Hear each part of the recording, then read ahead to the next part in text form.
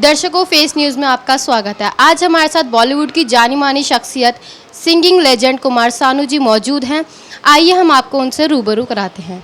कुमार सानू जी, आपको कौन नहीं जानता। आपने फिल्म इंडस्ट्री को 20,000 गाने दिए और हम आपके पास्ट के बारे में थोड़ा सा जानना चाहेंगे। आपकी सिंगिंग में इंटरेस्ट कैसे हुआ, आपके आइडल्स कौन रहे, आपकी बॉलीवुड में एंट्री कैसे हुई, आप थोड़ा सा अपने पास्ट के बारे में बताएंगे। मेरा फैमिली जो था वो म्यूज़िकल फैमिली है, साथ था और आज भी है। तो बचपन से वो गाने के माहौल में ही हमने बड़े हुए। मेरा डैडी जो था पशुपति भट्टाचार्य जी, जो कि एक renowned classical singer and composer in Bengal and Bade Ghulam Ali Khan साहब के घराना है। तो आज भी स्कूल चल रहा है। मेरी बड़ी दीदी, डैडी तो नहीं रही, और बड़ी दीदी अभी स्कूल चला रहे हैं। वो उसी माहौल में मैं पला कि बचपन से जैसे नींद से उठते थे तो गाने के वही माहौल था। तो I was a tabla player first. तो मैं खुद से ही तबला बजाना शुरू किया था एंड उसके बाद बड़े बड़े लोगों के साथ बंगाल में तबला प्ले करते थे 8 साल की उम्र में करीब। तो उसके बाद सिंगिंग में आया 79 में सिंगिंग में आया। मजबूरी में एक फंक्शन में जाके हमको गाना पड़ा और पब्लिक ने बहुत अप्रिशिएट किया और मेरे को ऐसा लगा कि आई कैन सिंग। तो इस तरह से सिंगर बन गया था। ओके सर, आपकी फ़र्स्ट मूवी आई थी जादूगर, आपने जिसमें आपने फ़र्स्ट टाइम सिंगिंग की थी बॉलीवुड में। तो आपका कैसा एक्सपीरियंस रहा था, आप थोड़ा सा हमसे शेयर करेंगे। देखिए, जादूगर was not my first movie. जादूगर फर्स्ट मूवी नहीं था। मेरा पहला जो चांस मुझे दिया था जगजीत सिंह जी ने, जिन्होंने मेरे को आंधियाँ करके एक पिक्चर आई थी, आंधियाँ पिक्चर। तो उसमें मैंने गाना गाया था। वो पिक्चर रिलीज़ नहीं हुई, sorry. Shatrughan Sinha and Smita Patil heroine थे उसमें। लाखन सिन्हा का, डॉक्टर लाखन सिन्हा का म्यूज़िक था, उनका था प्रोड्यूसर। एंड फिर उसके बाद उन्होंने मुझे कल्याण भाई के पास लेके गया एंड आफ्टर दैट मैं आई स्टार्टेड डूइंग शोज़ करना शुरू किया कल्याण भाई के साथ। एंड आफ्टर दैट किशोरदा का डेथ हुआ और आफ्टर दैट अमिताभ जी को एक तगड़ा वॉइस चाहिए था। उनका इतना बड़ा शरीर था तो एक आवाज़ भी उनका ऐसा ही था, तो हेवी वॉइस चाहिए था, तो उन्होंने मुझे सजेस्ट किया। ओके सर, हम चाहते हैं कि आप दर्शक चाहते हैं कि आप थोड़ा सा अपना कोई फेवरेट सॉन्ग थोड़ा सा गुनगुना दें तो अच्छा होगा।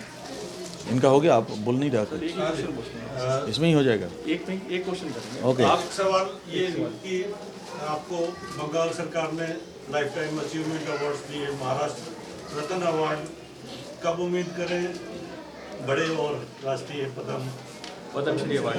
देखिए, पद्मश्री तो मुझे मिल गया 2009 में, 2009 में मिल गया। नहीं, बाकी तो देखिए अभी जिस तरह से music, I don't know actually कि रियल 20,000 गाना गाने के बाद भी अगर सोचना पड़े कि हमको कब मिलेगा, ना मिले भी तो चलेगा, ऐसा कोई बात नहीं है, कोई बड़ी बात नहीं है। क्योंकि हमको जो पब्लिक का प्यार मिलता है ना, जब हम शो करते हैं व गाना गाने जाते हैं जब, तो जो पब्लिक का प्यार हम देखते हैं और जिस तरह से वो लोग अप्लॉज देते हैं, वो हमारे लिए सबसे बड़ी आवाज़ है। तो मेरे को लगता नहीं है कि कोई, मैं तो पद्मश्री भी ले लिया था, क्या हुआ, एक खाली धब्बा लग जाता है कि पद्मश्री, पद्म भूषण, कोई मायने ही नहीं रखता उस अवार्ड का। मेरे को ऐसा लगता है कि जब तक आप कुछ अचीवमेंट लाइफ में नहीं किया और आपको ऐसे ही मिल गया इस तरह के बहुत सारे अवार्ड, तो उस अवार्ड का जो वैल्यू है ना वो कम हो जाता है। ऐसे बहुत सारे लोग हैं जिन्होंने, जैसे मेरे साथ साथ बहुत सारे सिंगर्स हैं, बहुत सारे और भी कलाकार हैं जिसको पद्मश्री अवार्ड मिल गया। पद्मश्री अवार्ड का मतलब क्या होता है, क्यों पद्मश्री अवार्ड दिया जाता है, कितना अचीवमेंट है, कितना चैरिटी करते हैं लोग, ये जानने के बाद अगर कोई अवार्ड दे तो उस अवार्ड का कोई मतलब होता है। तो अभी वो सब ना जाने ही अवार्ड मिलता रहता है, कोई बात नहीं है। तो जो भी है ये कार्यक्रम के बारे में भी, क्योंकि आज का कार्यक्रम देखिए, आज मैं एक्चुअली दिल्ली का सफर आपका, ये जो आपकी ट्रस्ट है, इसके आपका क्या योगदान है? एक्चुअली बॉम्बे में लास्ट 35 साल से हूँ, तो कलकत्ता से सफ़र नहीं है, बॉम्बे से सफ़र है दिल्ली का। या पहली बात तो यह है कि मैं बहुत गरीबी में पला बड़ा, तो I have seen the poverty, कि पोवर्टी किसको कहते हैं, आई नो दैट, मैं किस तरह से मेरी डैडी को देखा। तो हम लोगों ने बहुत गरीब, बहुत ही गरीब, मतलब लोअर मिडिल क्लास भी नहीं बोल सकते हैं, कि लोअर क्लास के हैसियत था हमारा। क्योंकि इंडिया में, हमारे भारतवर्ष में एक चीज़ हम आप देखेंगे कि कोई प्योर जो स्कूल मास्टर होगा, जो प्योर क्लासिकल टीचर होगा, जो प्योर डांस टीचर होगा, वो कभी अमीर नहीं होते, वो गरीब के गरीब ही रहते हैं। क्योंकि उनका खुददारी, वो किसी के आगे हाथ नहीं फैलाएंगे, उनका खुददारी, वो किसी के साथ फ्रॉड नहीं करेंगे, हैं। तो इसके वजह से वो ज़िंदगी भर वो गरीबी रहते रहते ही मर जाते हैं। तो हमने हमारे डैडी को देखा, वो खुददारी, वो चीज़ सब देखा। तो हमारे कहने का मतलब ये है कि हमारे मन में बचपन से ही था, हमने देखा मामी को किस तरह से हेल्प करते हुए, बच्चे लोगों को, डैडी को देखा किस तरह से हेल्प करते हुए। तो मैंने सोचा था कि मैं ज़िंदगी में कभी कुछ बनूंगा तो फिर कुछ ना कुछ तो करूंगा। हालांकि मैं ये स्कूल जब ओपन हुआ, इससे पहले मैं ऑलरेडी कलकत्ता में एक स्कूल ओपन करके आए थे, कुमार सानू विद्या निकेतन कैनिंग में।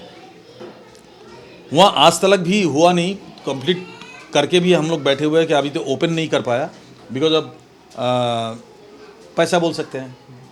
क्योंकि बहुत मुश्किल से, वहाँ पे ऐसा लोग नहीं है कि बहुत सारे लोग आके हेल्प कर रहे हैं हम लोगों को, ये कर रहे हैं, ऐसा कोई लोग है नहीं।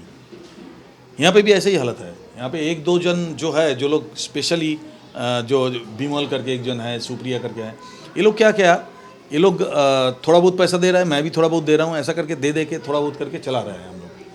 तो एक स्कूल खोला जिसमें मैं चाहता हूँ कि मेरा क्राइटेरिया यह है कि शिक्षा हमारे देश में सबसे पहले ज़रूरत है, क्योंकि शिक्षा द्वारा चेतना आता है, कॉन्शसनेस आता है।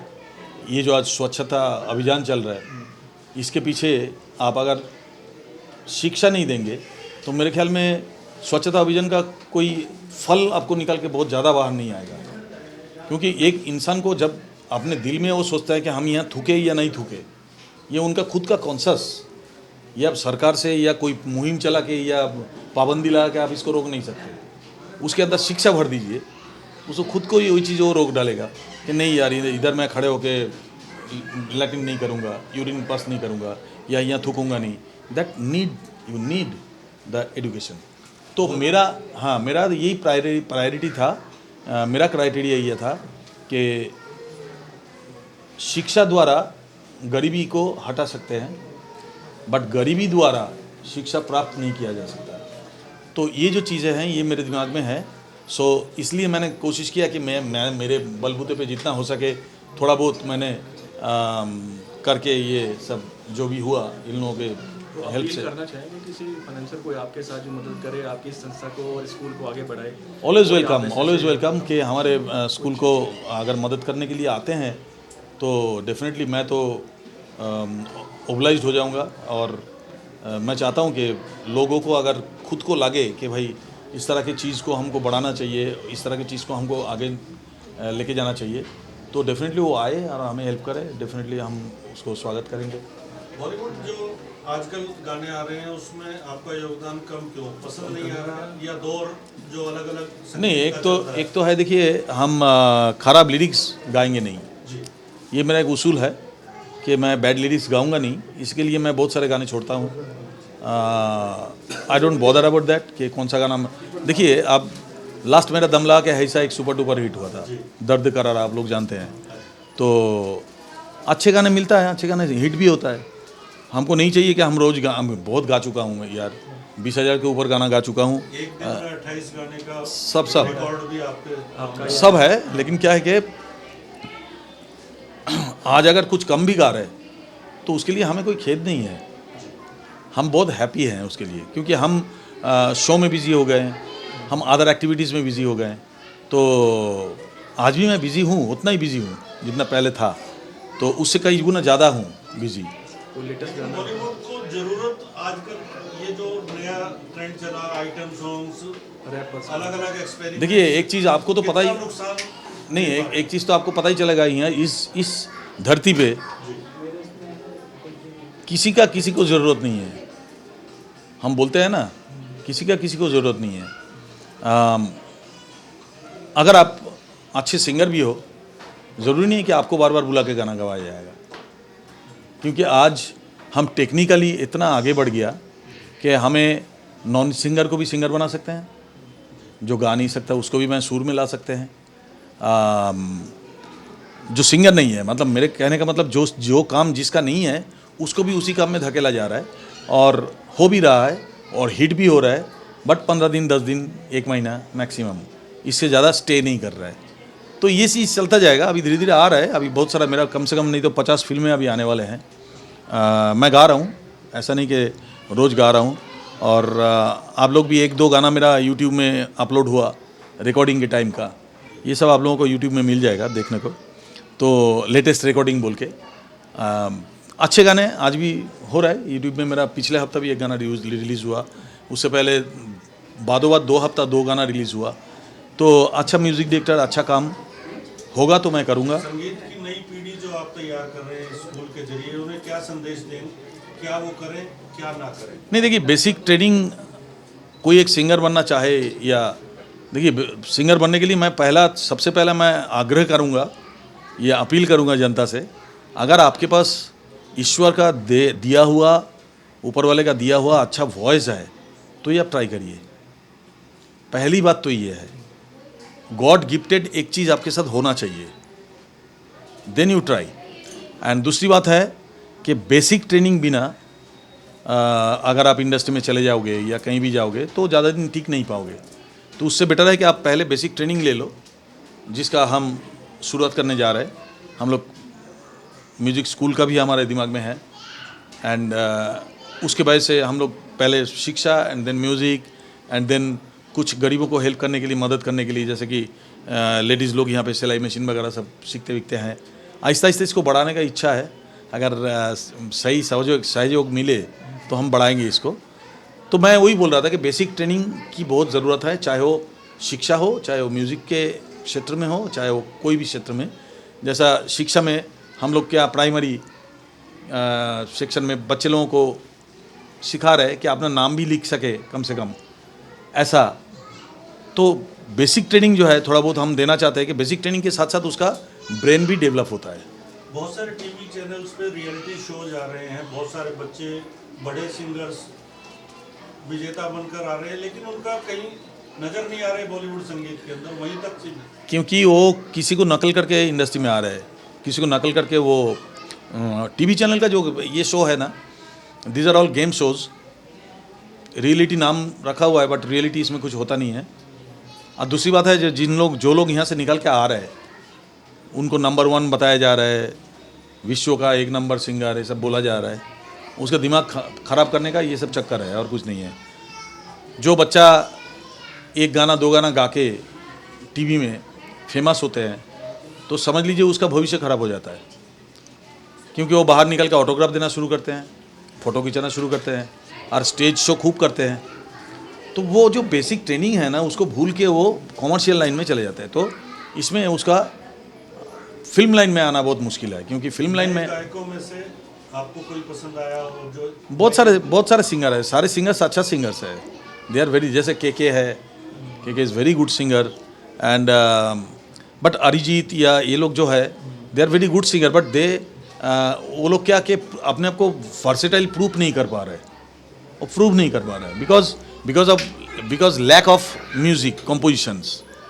हमें जैसा कि वैरायटी मिला, एक वेरियस काइंड ऑफ सॉन्ग्स हमने गाया, वर्सेटाइल काइंड ऑफ थिंग हम लोगों ने गाया, तो हर क्षेत्र में हम लोगों ने गाया।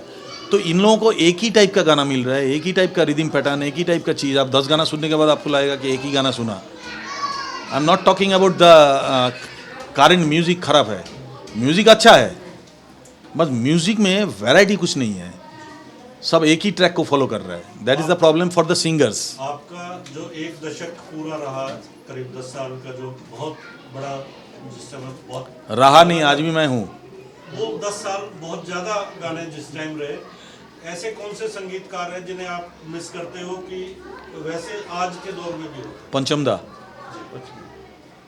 उनके साथ के कुछ एक्सपीरियंस? नहीं, एक्सपीरियंस ना, उनके साथ मैं काफ़ी गाने गाए हैं और काफ़ी गाने उनके साथ एक्सपीरियंस आप शेयर करना चाहेंगे? देखिए पंचमदा के बारे में कुछ बोलना इस क्या बोले हम, हमारे मुंह से नहीं बोलना ही बेटर है, खाली अच्छा अच्छा बोलते जाने का और कुछ नहीं बोल सकते, क्योंकि ही इज़ अ स्कूल, एक म्यूज़िक का उनका स्कूल, उसके अंदर ही एक स्कूल है।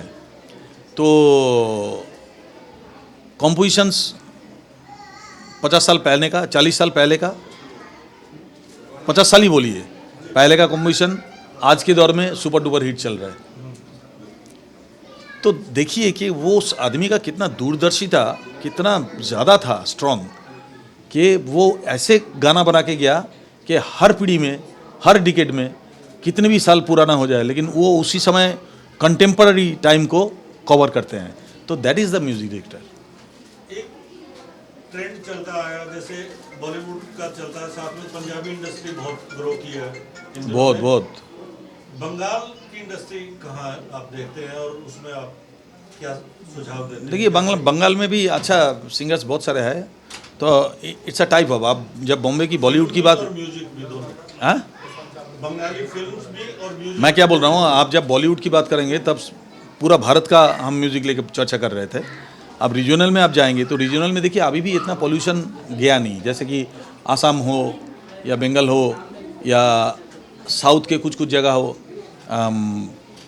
महाराष्ट्र में जो मराठी जो रीजनल, इसमें ना अभी तक ये जो बॉलीवुड का पॉल्यूशन नहीं है, इसमें अभी तक घुसा नहीं है इतना ज़्यादा। तो ये लोग अभी भी आज भी मेलोडी गाना बना रहा है। मैं गा रहा हूँ ना, जैसे उड़ीसा में हो, तो आज भी मैं गा रहा हूँ ना, तो मुझे पता चलता है कि दे आर अभी भी वो मेलोडी पे स्टक हुए हुए हैं। जैसे भोजपुरी हो तो वो मेलोडी पे अभी भी डिपेंड करता है, and that's very good sign कि वो नकल करने, एडॉप्ट करने के बजाय क्रिएट करे। अभी तो एडॉप्शन हो गया ना, बॉलीवुड में सारा एडॉप्शन हो रहा है। तो क्रिएशन जो हमारे टाइम में जो था, तो क्रिएटिविटी बहुत ज़्यादा था। That is the thing.